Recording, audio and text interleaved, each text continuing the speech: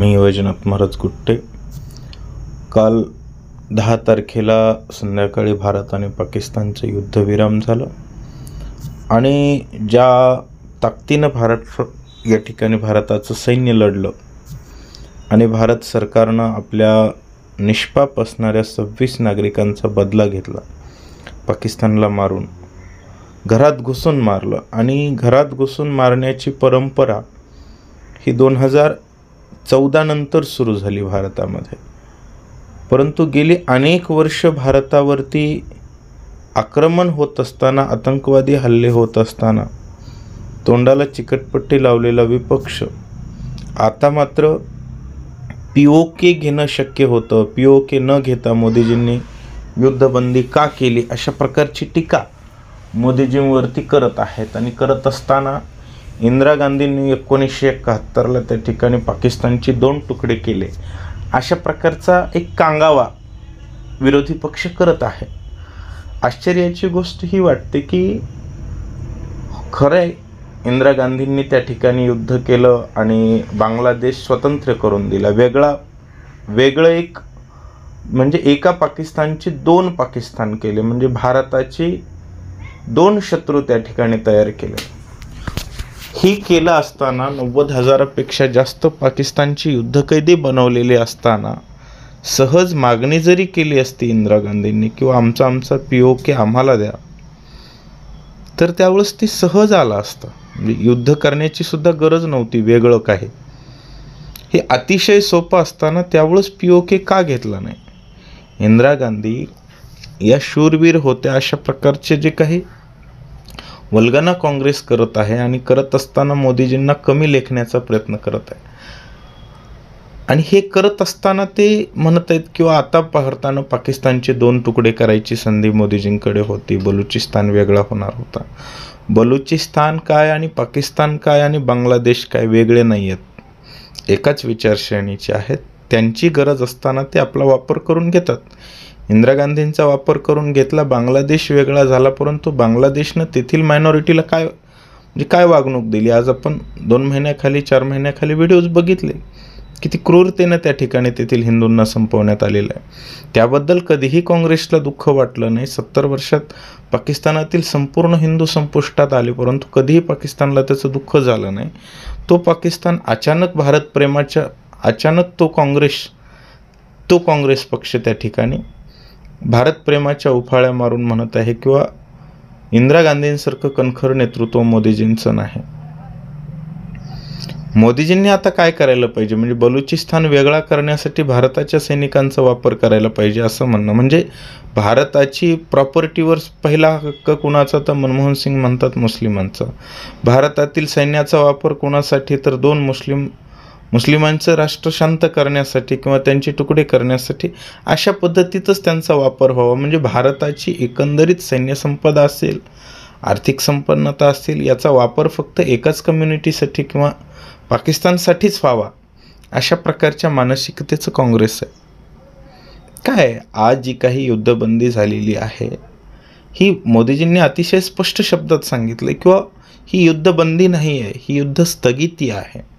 जोपर्यंत पाकिस्तानकडून गोळीचा आवाज येणार नाही तोपर्यंत आम्ही काही करणार नाहीत.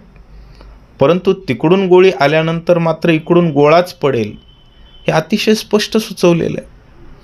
आमच्या एकाही नागरिकाला ज्यावेळेस पाकिस्तान हात लावेल त्यावेळेस आम्ही डायरेक्ट युद्ध करू, तुमच्या देशात घुसून मारू, अशा प्रकारचा शब्द तरी तुम्ही गेली कित्येक वर्षापासून वापरलेला नाही वापरला. आपला सैनिक सीमेवरती मारायचा आणि त्याची आणून माती करायची, एवढाच उपक्रम काँग्रेसच्या शासनामध्ये होता आणि गेली अनेक वर्षापासून भारतानं तेच अनुभवलेलं आहे. पाकिस्तानच्या विरोधात एक शब्द माघारी तरी बोलण्याची हिंमत काँग्रेस पार्टीमध्ये कधी होती का?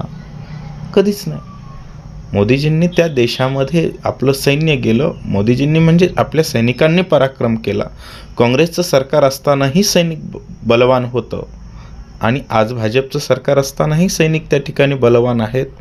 आपल्या जीवाची बाजी लावण्याची ताकद त्याही वेळेस होती, पण त्यावेळेस त्यांना जीव देऊन यावा लागत होता.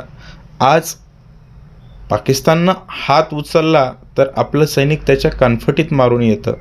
ही ताकद कुणामुळे आहे? ज्यावेळेस नेतृत्व बलवान असतं, काँग्रेस पक्षानं विचार केला पाहिजे. पाकिस्तानच्या संसदेमध्ये तेथील नेते बोलतात आणि ते त्या ठिकाणी बोलत असताना म्हणतात, भारताला हीन लेखून बोलताना काय म्हणतात की गिधड़ों का मुखिया अगर शेर है तो गिधड़ भी जीतते है.